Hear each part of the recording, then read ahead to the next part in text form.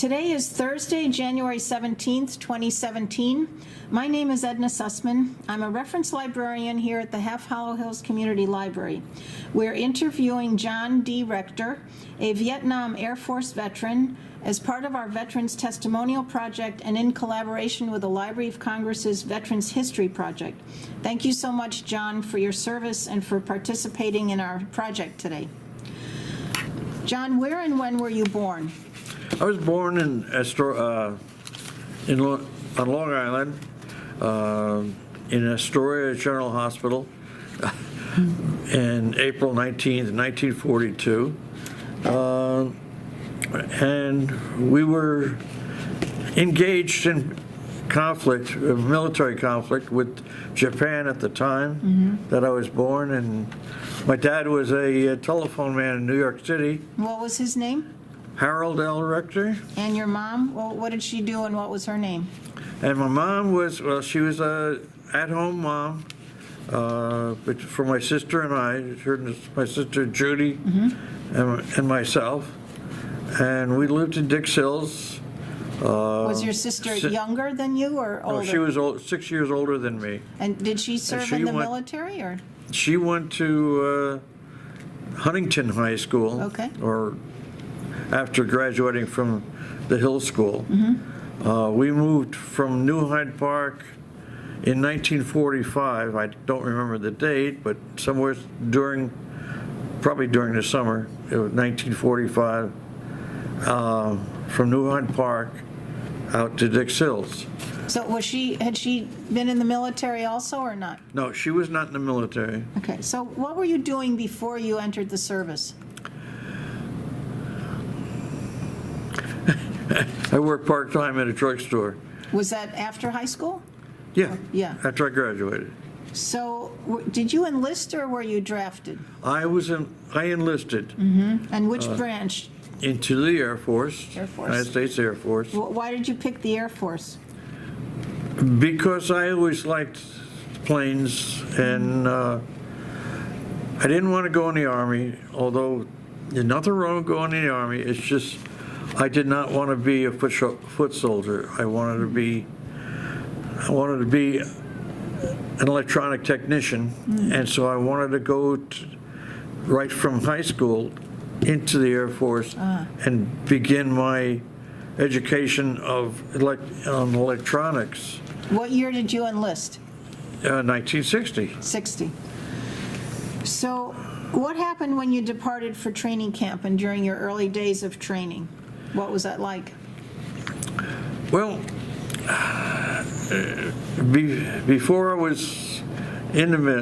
I joined the Air Force, I had 6 years of Boy Scouts, Boy Scouts and Explorers, and I always liked that kind of, life, and what am I thinking? I don't know.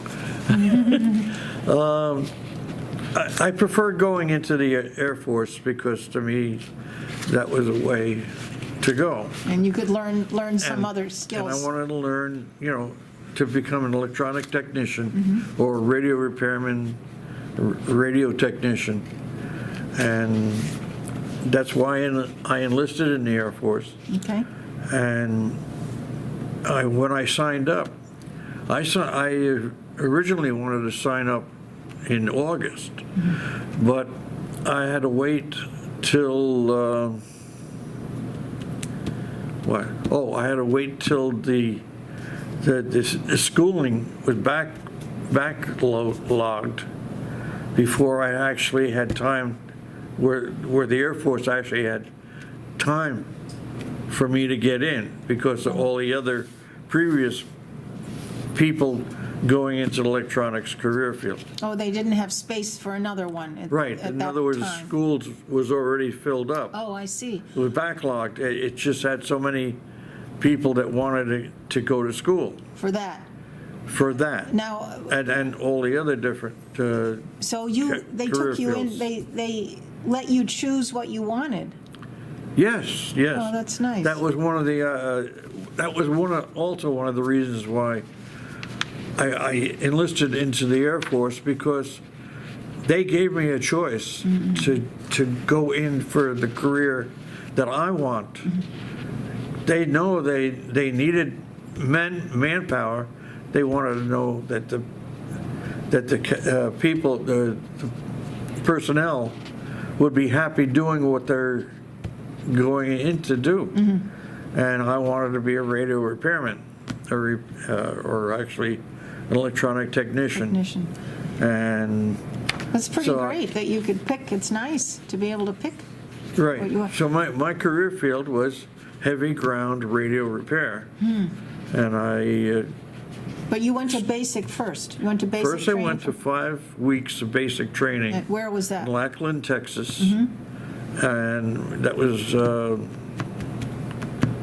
Lackland Air Force Base in Texas. Was that the fall? San Antonio. of 1960? Fall? That was in 1960, December 1st. December, okay.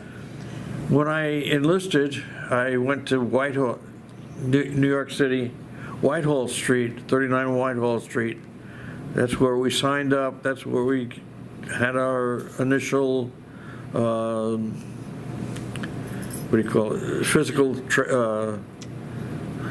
examination. The screening and things. Right, all the Okay. screening and all the paperwork. Right. It started there. And when we were all finished, we went to McGuire Air Force Base in a school bus, that was painted blue for Air Force Blue. Where was that, McGuire? McGuire is in New Jersey, Okay. McGuire Air Force Base, and we took a bus from Whitehall Street in New York to New Jersey, MacArthur Air Force Base, and waited for a plane, our plane, to take us directly to Texas, Okay. San Antonio. And we, That was where basic training was then? that was basic training. Okay. And that was the beginning of the whole indoctrination into the military. How was that? I mean, how were your instructors and how was it adjusting to that kind of life? Well, like you say, I had 6 years in the Boy Scouts, and I was, already, it wasn't something new to me. And I would have to say that joining the Air Force and going to boot training at Lackland and first phase basic training was like joining the Boy Scouts again. Really? Although, our DIs, which is drill instructors, they were all sergeants and above, and they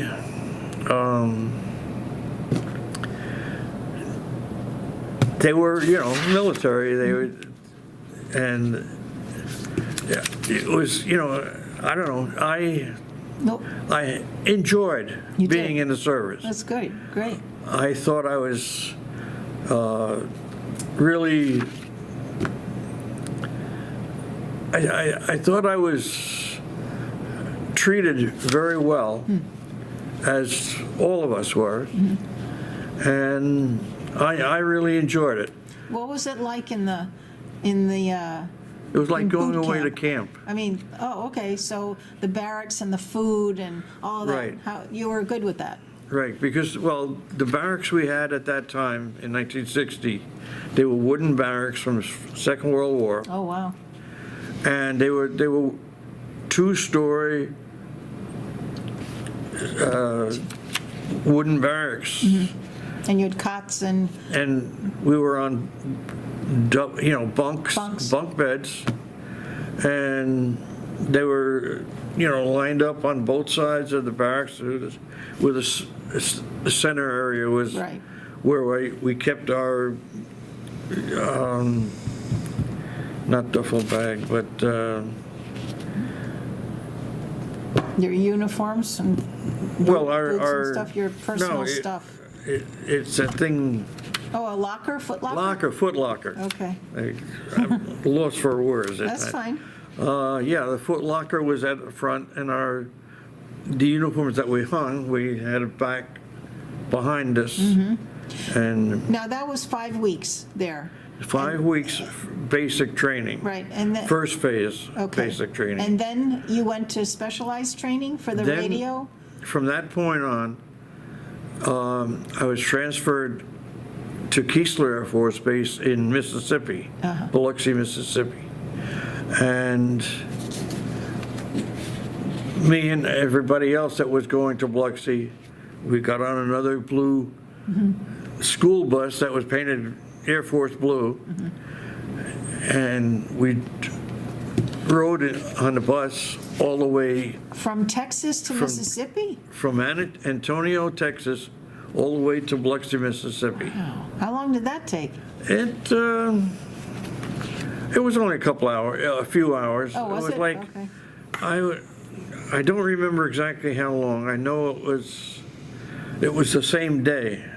Oh, okay. So it was less than 24 hours. And of course, in the school bus, we slept on the way while the driver kept, driving. So this was, you knew you were going to get your radio training, technician training at that point? Yes, yes. Okay. So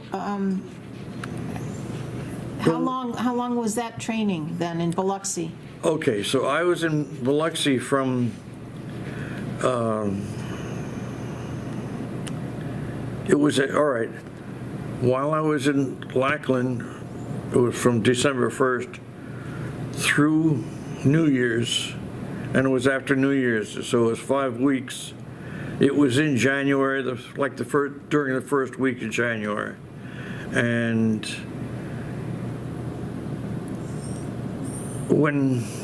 all right,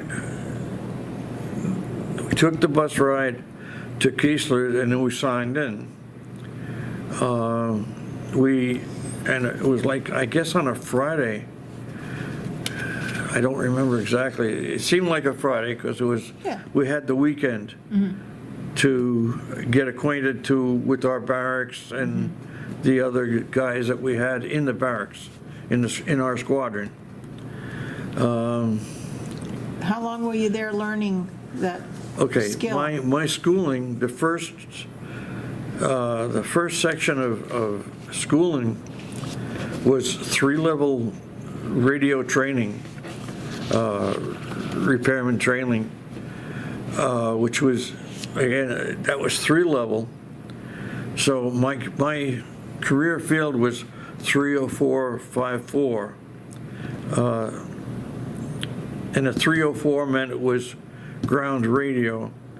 54 was the 5-level training, because the first phase of training was the 3-level training, and after we got our orders and graduated for 3-level school, they wanted radio repairmen up on the dual line, because at that time, and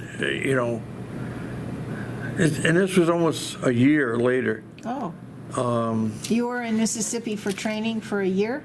A little over a year. Really? Wow. About a year, I think, probably a year and 3 months, something like kidding. that. Because second phase training, the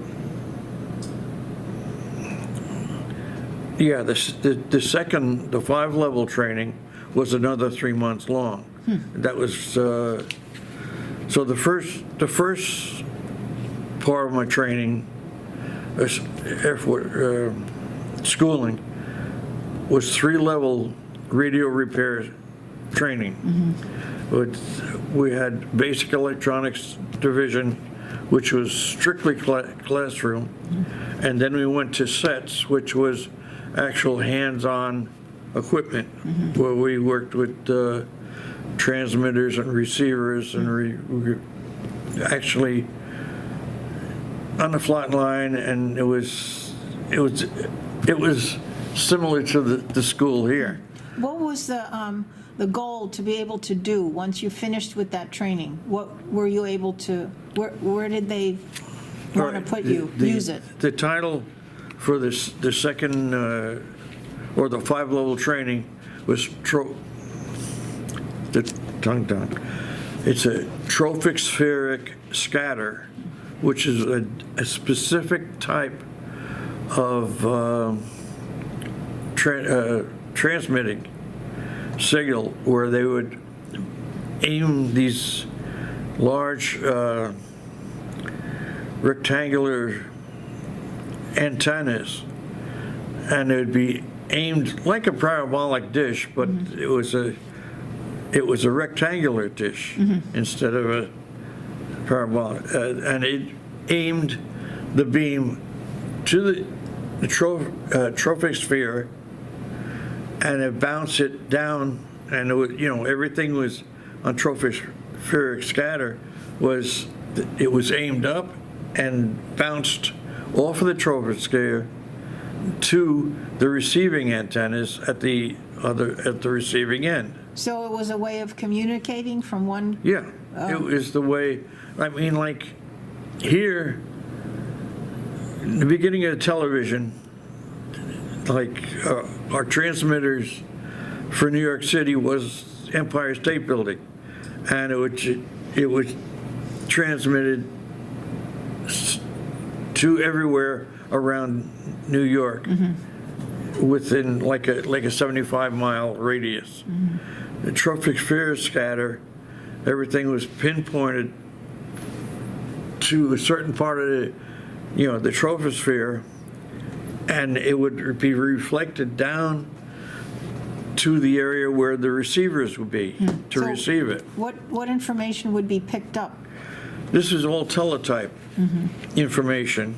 It wasn't voice, or it wasn't video. It was teletype. And, teletype is like Western Union. Right, I remember that, yep. And it was all the vital information collected on the dual, across the dual line, and it was our early warning system, because we were at that time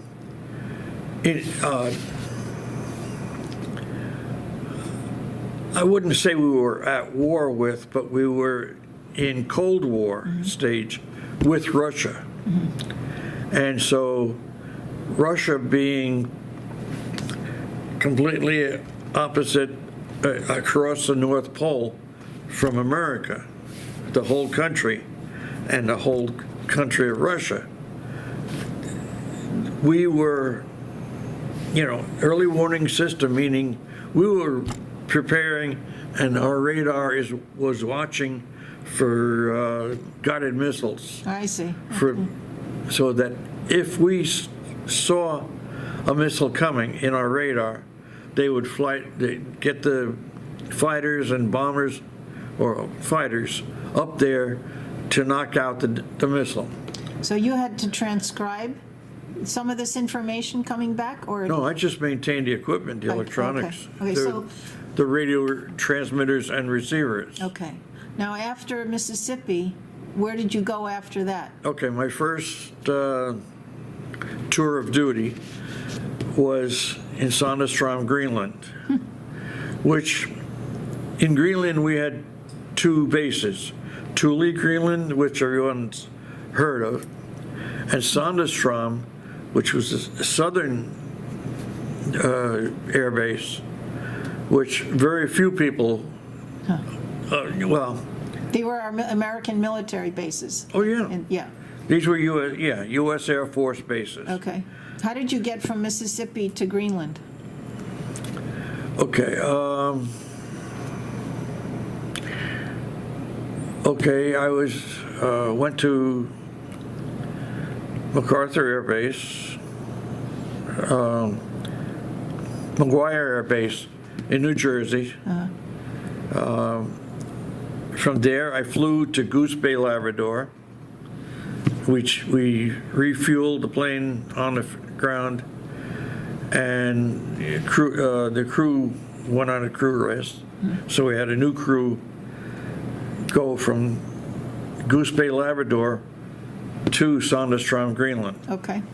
So what was it like over there, conditions and? Greenland? What did you have to do every day? Well, okay, let me explain a little bit what the base was like. Yeah. We were in concrete barracks. There were 2-story barracks, and there were 3 men to a room, and we each had our own bunk. And if we wanted to, we could have an upper bunk or a lower bunk, didn't matter, because there was, like, the rooms were designed, they could hold 6 men. But we only had 3 men to a room. And so we each had our own bunk. And it was like, I guess it was almost like going to college. It was hanging out. The barracks were like, 3-man room barracks. So what did you do every day? Well, okay, normally what we did was, first of all, we elected to we went to, we worked day shift, which was like, 8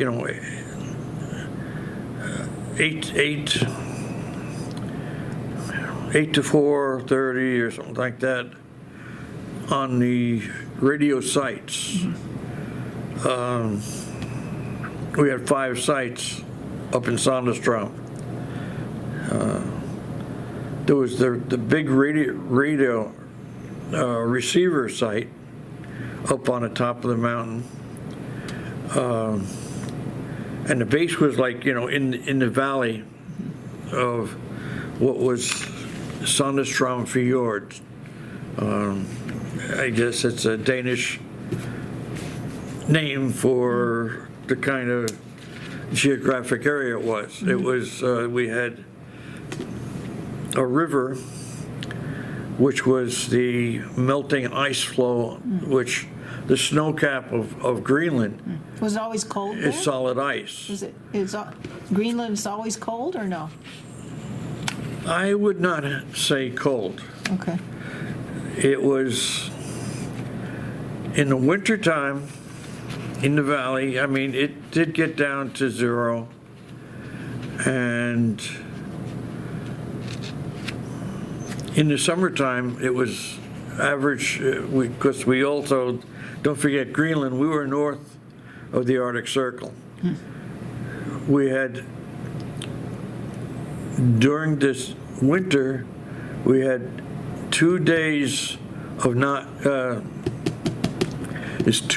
about approximately 2 weeks of not seeing the sun. Wow.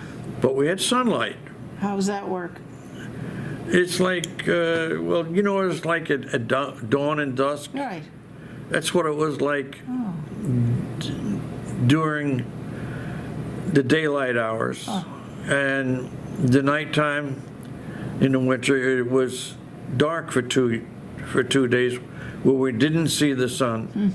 But during the summer, we had the sun 24 hours a day. Wow. What, for months at a time during the summer? No, for 2 weeks at a time. Oh, I see. In other words, the summer was 2 weeks long, and the winter was 2 weeks long, and everything else was autumn and fall.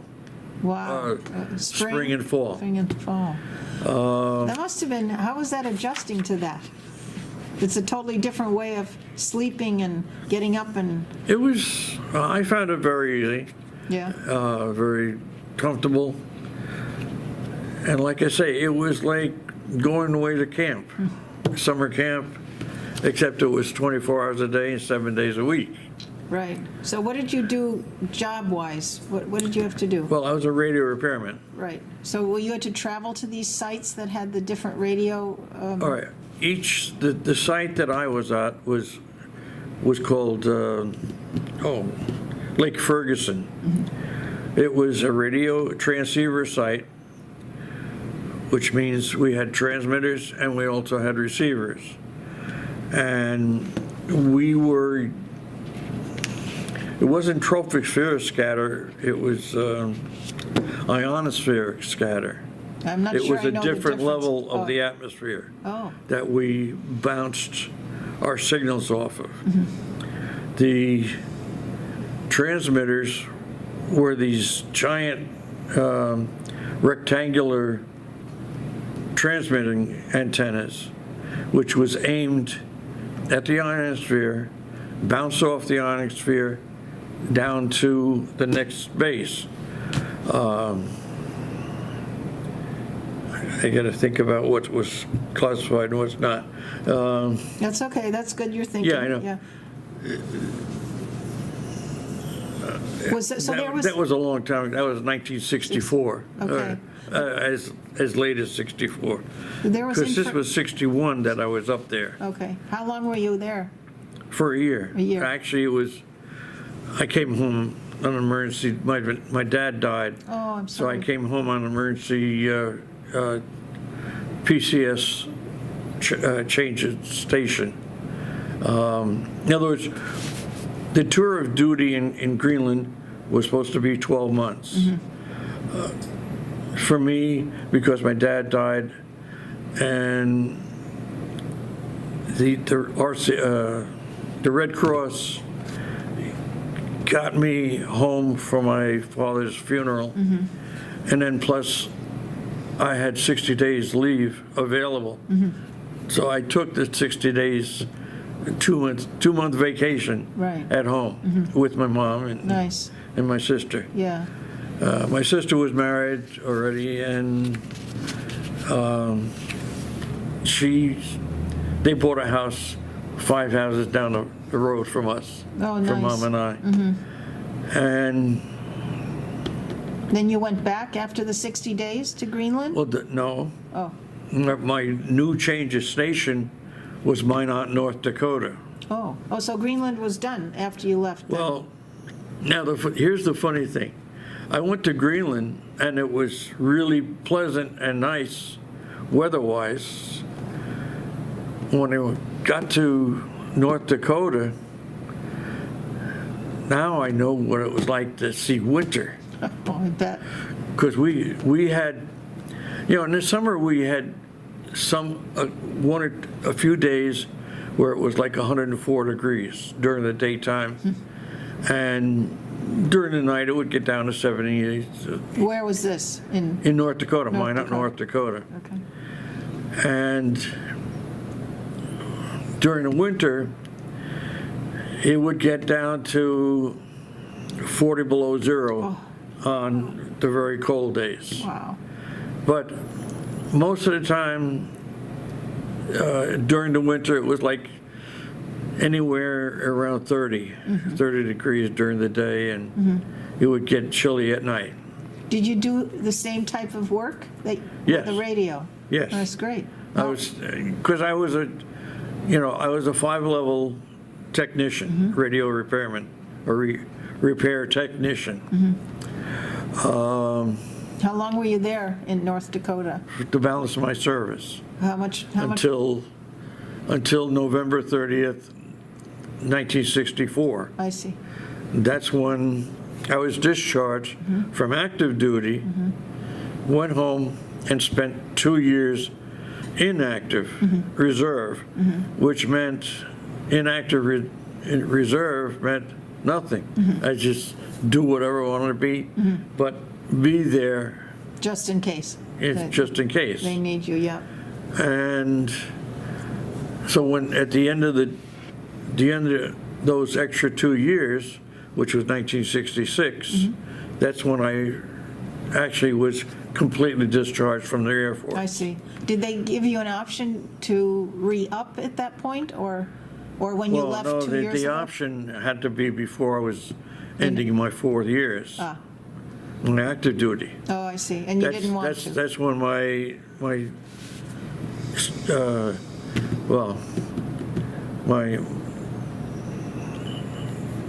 I guess commanding sergeant, which was he was a senior master, a chief master sergeant, a 9-level sergeant. He had 8 stripes. You had, 3 or 6 that were the star in the middle, and they got 3 below, 3 above, and then 2 like chevrons. Yep. So you didn't, they gave you the option, but you didn't re-up at that point? No, they gave, I optioned to not re-up. Right. So then,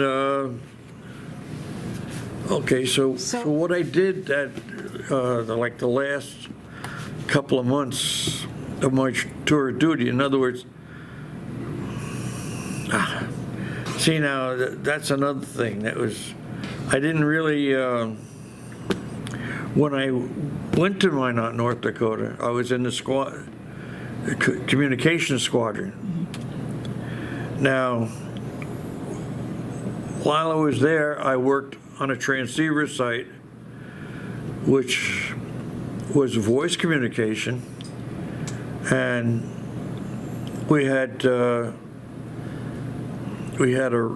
radio site was both a receiver and a transceiver site, because we had a radio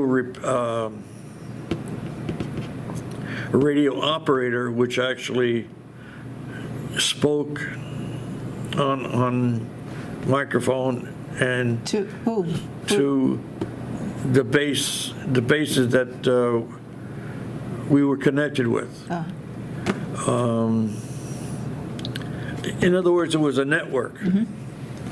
And from Sandöstrand, Greenland, that was like the eastmost point of the dual line network. Okay. Say like from Sandöstrand, we had one more further east. That was Iceland. Oh. Was Keflavik, Iceland. And then the western angle was to Goose Bay, Labrador. From Goose Bay, Labrador, they went all across, stepstoning from base to base to base to base. Did you have to The travel? radio base. You had to travel to these different places for fixing things, or? No, Use it. what we lived on the base in the barracks, central on the base. The barracks were central for the Right. whole five No, I sites. see. So you didn't have to go with the other That's sites. Sandöstrand. Okay. But, all right, mine was West Ferguson base. The other transceiver site was Michigan Bay. And then we had, what the heck was the name of the transceiver? This is in Greenland still? This is up in Greenland, yeah. This was at Sandöstrand Air Base. Okay. But you didn't have to travel to other places for what you were doing? Right, because, like I said, we had five actual radio sites. And each site, we had a truck, a pickup truck, like a 58 or, like a 58 Ford pickup. Okay.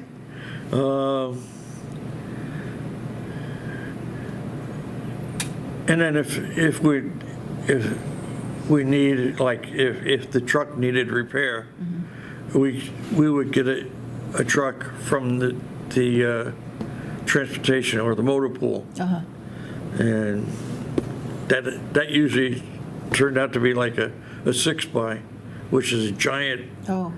You got- six-wheel dump truck, Wow. and it was fun to drive. Oh, you got to drive that? Yeah, I had to drive. Well, being stationed up there, I had to drive from the barracks to the site. How long a From drive the was site that? back to the chow hall and back to the base, back to the site. 8-hour shifts. And I kind of like the night shift. Why is that? Well, I had the swing shift. It was from 4 to 12. So my start of duty was 4 o'clock in the afternoon. That's when I had to drive up to my site because and we had like 2 men at a site. Did you then eat up there too? I mean, you didn't have to go back to the base to eat. Well, yeah, we'd go to You did? chow Oh, you had to drive back. at the chow hall. How which long a would drive was that? Oh, maybe 5 mile. Oh, I thought, okay. It was all local. Local, get it, okay. That's why I had pickup trucks. What, did you form any friendships or camaraderie while you were there in Greenland? Oh yeah, because, well, first of all, the funny thing is, all right, when we signed up at Whitehall Street,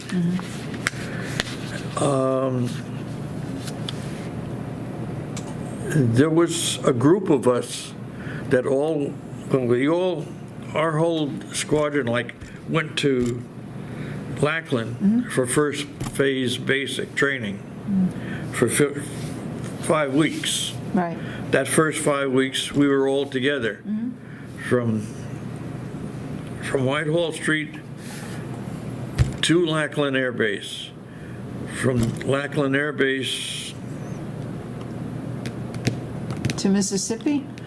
no, to bus at the end of our 5 weeks of training, the first phase basic training, we would our group of ground radio repairmen were all in this same school bus. It's like a regular school bus, and driven to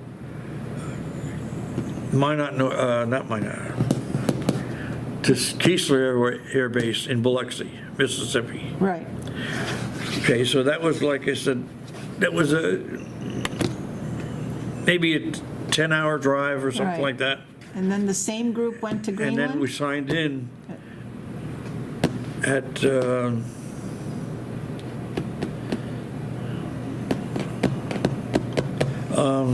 That's right, but when you I'm finished, trying to remember, that's okay. at Keesler. Oh, yeah. Did that same group from Keesler then go together to Greenland or not? Just the ones that were going to the same schooling. Oh, I see. Because Keesler is a big school base, school air base. Matter of fact, I think the Tuskegee Airmen also got their pilot training at Keesler Air Base Is that right? during the Second World War. Right. But then, that war was over and gone in the 60s. So when you were sent to Greenland, were some of the guys you were with in Biloxi Like all the way from the beginning? Lackland Yeah, to Keesler, right, and that's where we got our second phase basic training. right. And that was like 2 months long. And that was like 2 hours a day Wow. of basic training, which was like PT training, marching, and military code of justice Right, training, right. and the history of the Air Force. Now, did you keep in touch with any of these guys that you were so much together for those years? I had one friend we were fairly close together. He lived in Astoria, New York. And when we graduated together from Biloxi, I had a car, and we shared the ride in my car home. Oh, okay. So and I also picked up 2 extra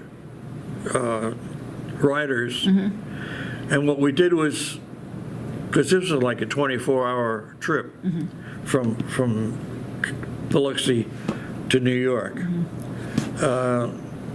you And we were all New Yorkers. Were you going back to get ready to go to Greenland?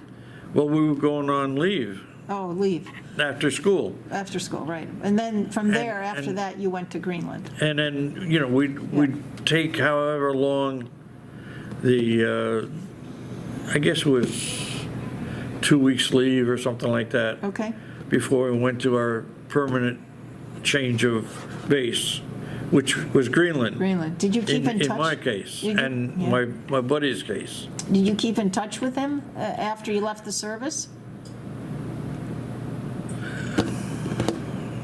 Actually, we thought of each other, but we didn't, No. that was it. Yeah. It was like, we thought of each other, Yeah, but we never communicated with each other. yeah.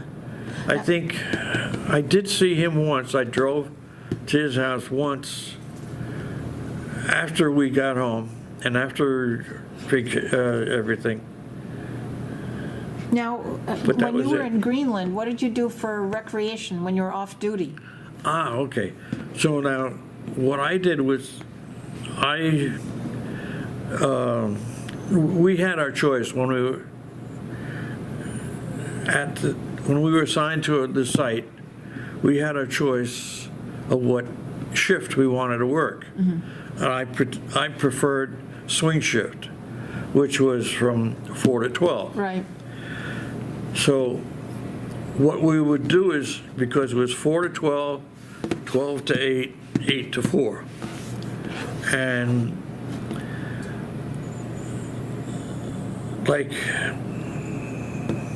we would, during our off time, we'd have like 2-hour squadron detail. Means, like,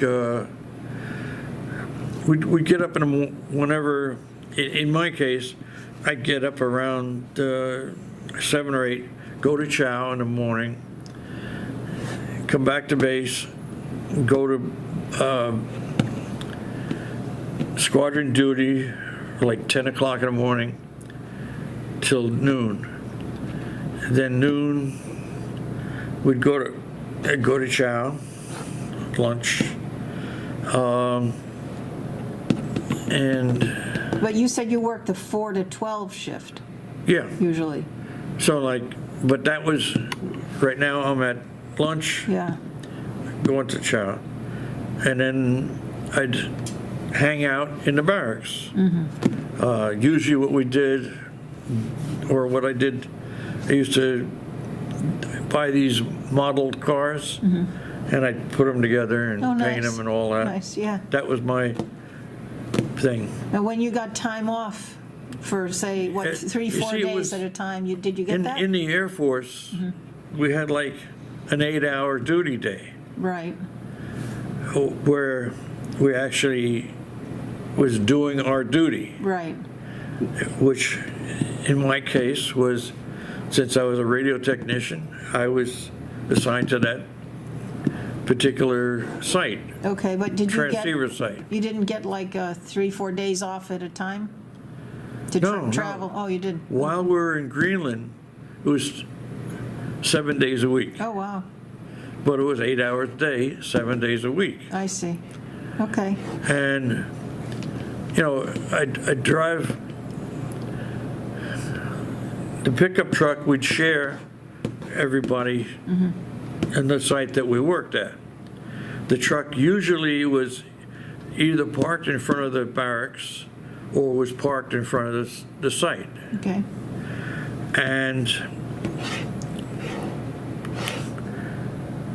the way it worked out, there was two men duty on the swing and midnight shift.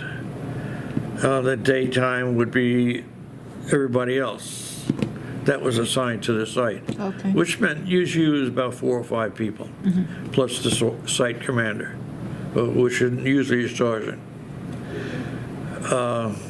okay, so now, you were in Greenland and then you moved on after your dad, you went to North Dakota, and when... Right. and- There, yeah. okay, when we went to North Dakota, this was changing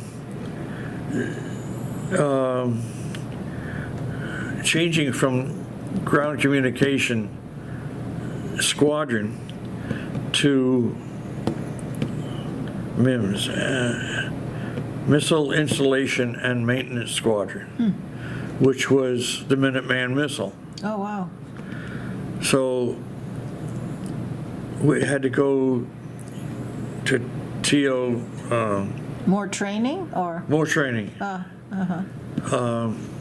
And that was like 3 months in Chanute Air Force Base in Illinois. Oh, And this was the Missile Installation Maintenance Technician. so then you went Training. back to North Dakota after that Yeah, training? because that was my permanent station, Okay. duty station. Okay. Was mine in North Dakota. But I went from the communication squadron to SAC, SAC, Strategic Air Command. Oh, wow, okay. Okay, that's where the missile maintenance. But So that was I went totally from different. radio repair Yeah, or radio technician to missile technician. that's very different, right?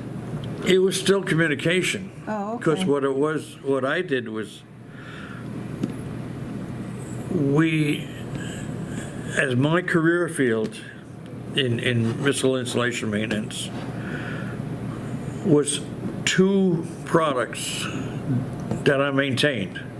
One was the voice repair. It was like a warning system. There was like 20 different sensors all over the missile silo,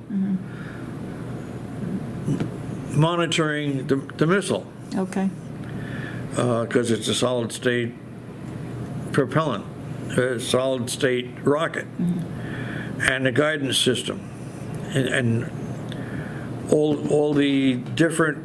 There was 20 different sensors all over the missile that would go to what was called VERSA, or Voice Reporting Service Assembly, which was a big 20 channel tape recorder.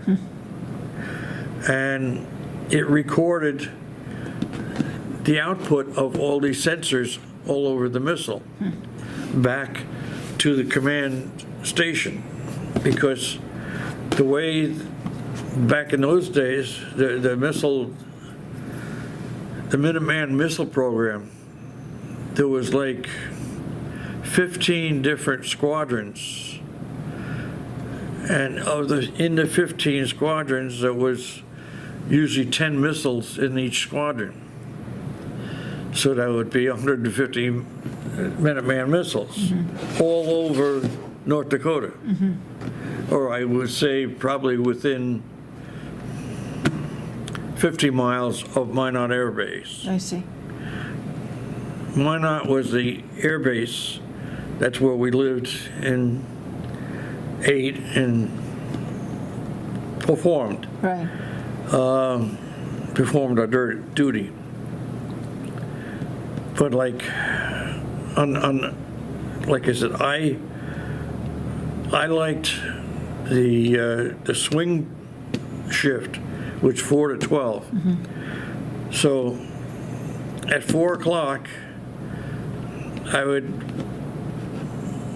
in front of the barracks, I would get in the truck, the pickup truck, drive to the site, at which I would relieve the guy that was there. He would take the truck back to the base, and he'd either have chow or whatever, and the next guy would take the truck back to the base. I see. So, or the site. The site. And then And you would take it back. we'd stay there until the end of our shift, or Right. whenever we would go to lunch, or, because it was, being in the Air Force was like being in a civilian job. We, because because we didn't operate the way the Army does. I would have to say, and only because I've met friends that were in Navy or Coast Guards. Navy and the Coast Guard were like sailors. Right. And the Army and the Air Force were like, not alike. They were Stationed on the land. stationed on land, right. Right. Now, in the Air Force, you're still stationed on land, but your primary objective is normally the aircraft. I see. But being in my career field, which is ground radio repair and ground radio technician, my job was maintaining radios, Right. radio communication from base to base.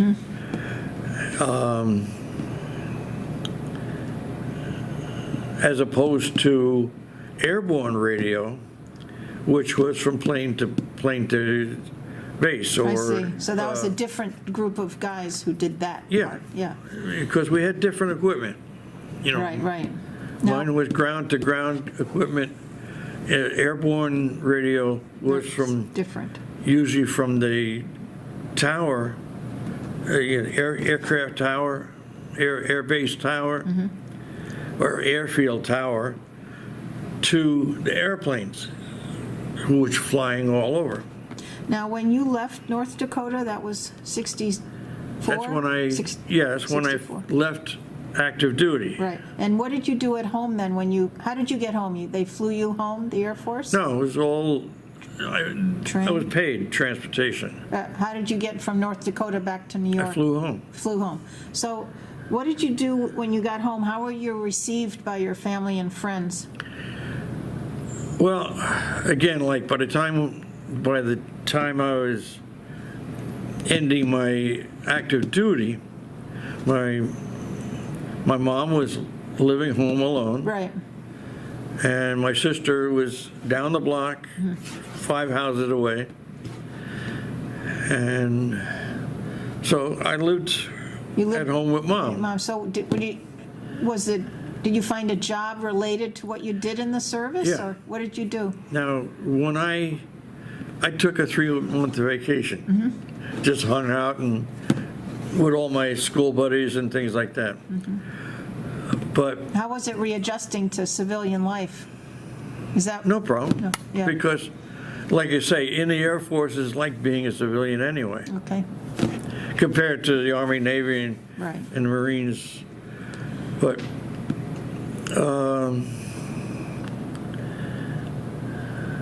So I'm sorry, I interrupted you. So you took 3 months off, and then all right, then I went. Mom said, "You got to get a job. Get a job." I went to. I tried a few places. I put in, had my resume all set up of my Air Force training, and I went to Airborne Instrument Laboratory, which was in Deer Park at the time. on Long Island, yep. Yeah, Deer Park, Long Island. So I lived in Dix Hills and worked in Deer Park. But when I first got the job at Airborne, they had they had the Airborne AIL, Airborne Laboratories in Deer Park, and there was also AIL in Melville. It was right over there, Walt Whitman Road. Okay. Not 110, but Walt Whitman. So I started at Walt Whitman, and our department, which was the Instrument Systems Department, meant we maintained and repaired and tested all the electronics equipment at Airborne Instrument Laboratory. And what did they use those for? What were those used for? Well, it was things like signal generators, audio amplifiers, And any electronics equipment. So your Air Force training helped you down the road. Definitely, yeah, it got me. It was related to what you ended up doing. How Right. long did you do that? So now I worked at Airborne Instrument for a year and a half. And then, and I started out as a C-level technician. Now, then I decided I wanted to get a better, it's easier to get a promotion by changing companies. Oh, So I left Airborne Instrument Labs and went to Grumman. oh, wow. I worked at Grumman for about 6 months. I left them and then went to Telephonics, but it wasn't Telephonics. It was Garrett Instruments or something like that. It's which the president of the company or CEO for Telephonics was also Garrett was his name. He was the president of Garrett. I forget the name of the company. That's okay. But so you stayed in electronics It was also pretty still much. electronic repairman, Yeah. Technician. But now I went from a C level to a B level. Now,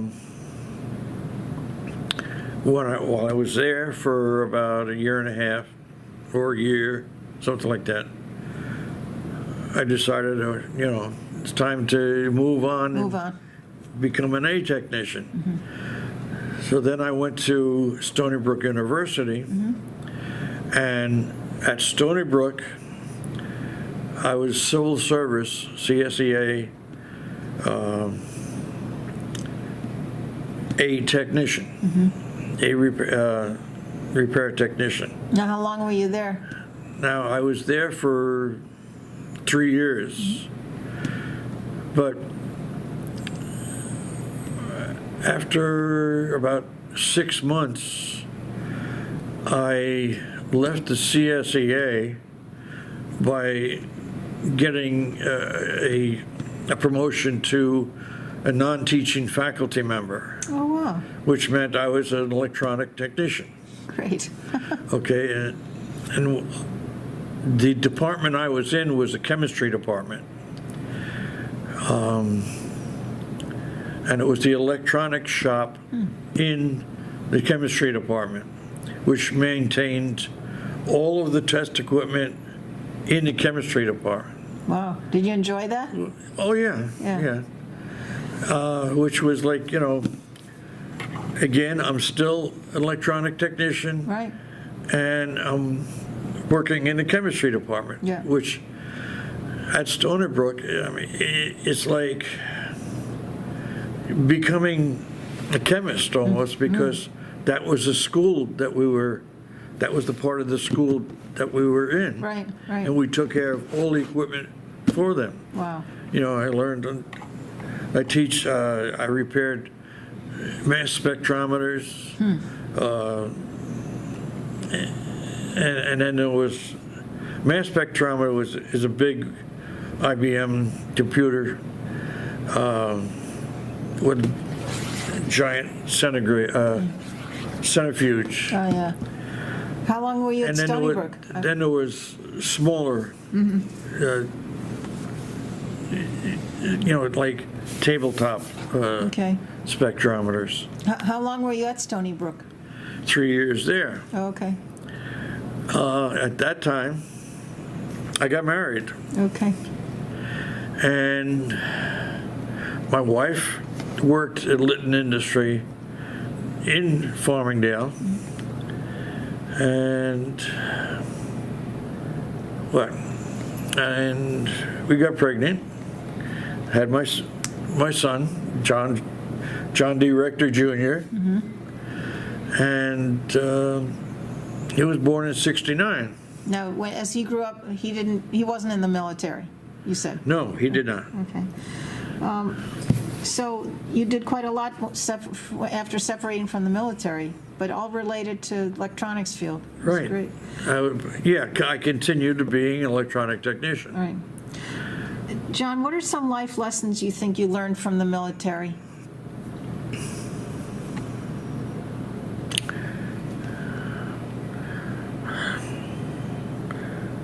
Specifically, what kind of life lessons are you talking about? Well, it sounds like since you were in the Boy Scouts, you liked the discipline of it, so maybe you learned more discipline or how to, or Well, also being in the Boy Scouts and Explorers, while I was in the Boy Scouts, I was a patrol leader in the Boy Scouts, and then when I became an explorer, I became junior assistant scoutmaster, oh wow, and for the remaining of the 6 years. Then when I got out of the Explorers,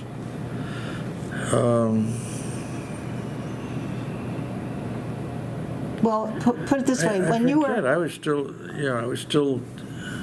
that was before I went into service. is there anything that sticks out in your mind about your military service that maybe had you not been in the military, you wouldn't have gone as far as you did, or what you might have learned other than the electronics let part? me put it this way. When I joined the Air Force, I had one thing in mind: becoming an electronic Oh, wow. technician. And you did. So when I signed up, I signed up to go to Right. electronic technician or radio repair schooling. And while I was there, since they wanted us up in the Greenland on the dual line, they wanted class 5 technicians. So I went to second phase schooling down there. Right. Well, actually, I went to 5-level training for tropospheric scatter, which may be a 5-level Right. technician. You kept moving up. That was good. So that was to get up, but I still remained an airman second class, 2 stripes. Okay. How do you think your military service impacted your feelings about the military in general? I was all for it. Yeah. I mean, I felt personally that everybody should go into the service at least for 2 years. Like I think if you're drafted, are you in the Army for 2 years or 3 years? Yeah, I'm not sure. I don't remember. I'm not sure. I'm not sure either. But there are countries who require it, like Israel requires it of everyone. Well, yeah, Europe, the rest of the world, European and Asian, some of them are mandatory military duty, like Israel, it's mandatory. And there's other countries, Europe and Asia, and that military is demanded, and some of it's just enlistments. Yeah. Is there any other message you might like to leave for future generations who might hear your interview here?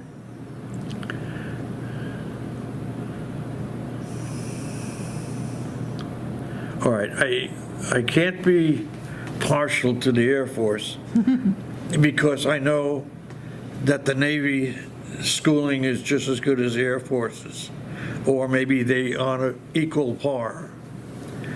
Because every electrician or electronic technician that I've met that was in the Navy is just had their training was just as good as mine. Really? Their schooling was just as good as mine. Okay. So you would go for either one?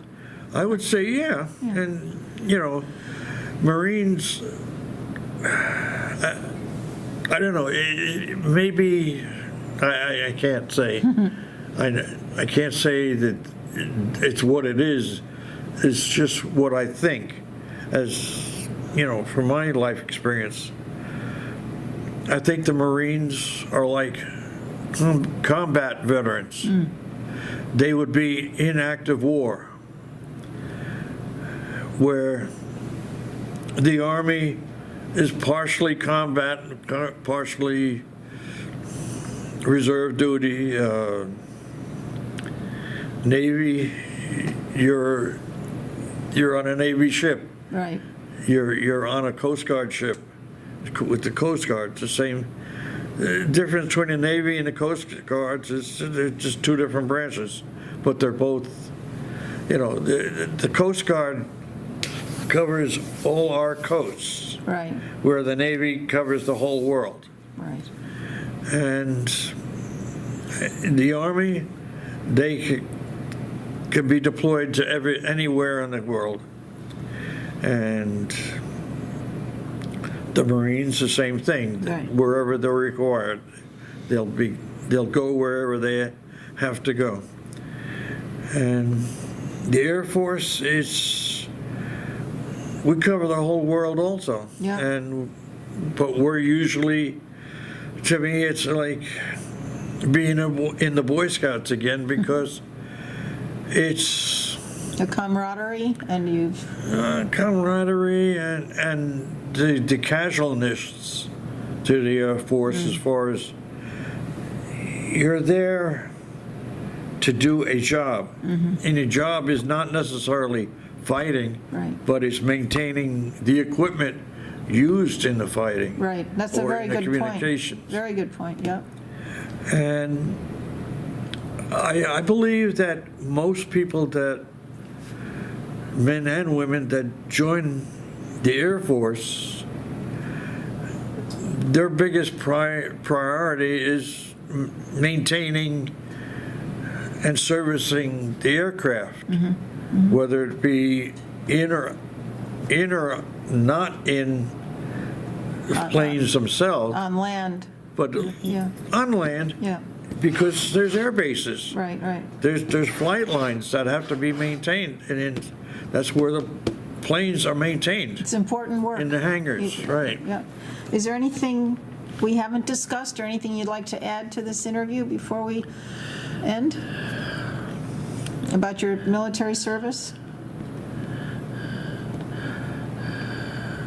Well, the only thing I say is anybody that wants to volunteer and enlist in the service, think about what you want to be and be it. And enlist. Yes. Enlist in the service, you'll get better opportunities for education. You're not forced to do what you have to do. You do it because that's what you want to do. All right. When you want to go to school for a specific purpose, it's your choice when you enlist. There's opportunities. When you're drafted, you really don't have a heck of a lot to say. You are told what you're going to do, and that's it. Right. It's good advice.